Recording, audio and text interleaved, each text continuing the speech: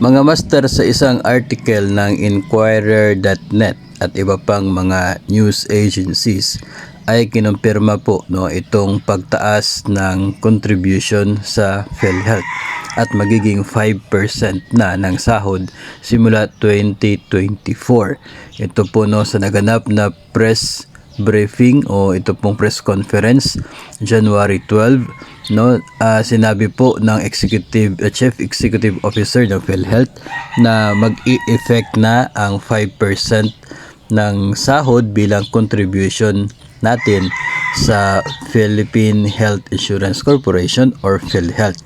Itong 5% naman mga master ay hahatiin po yun.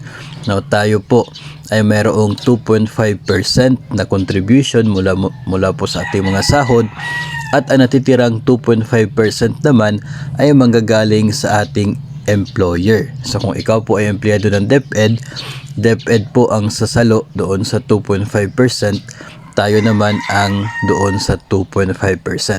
Ito pong 5% na ito ng basic pay ay kasunod po sa nilalaman ng Universal Healthcare Law.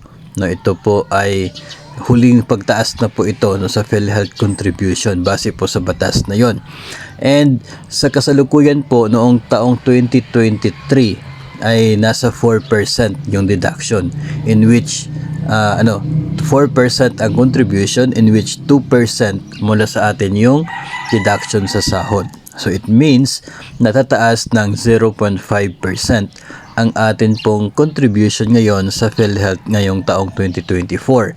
So kung gusto po ninyo malaman kung magkano po yung equivalent nun, multiply nyo na lamang po yung inyong pong basic pay, monthly basic pay po ninyo times 0.5% or basic salary, basic pay times 0.005. So ang resulta po niyan, yun po yung itataas ng inyo pong PhilHealth contribution.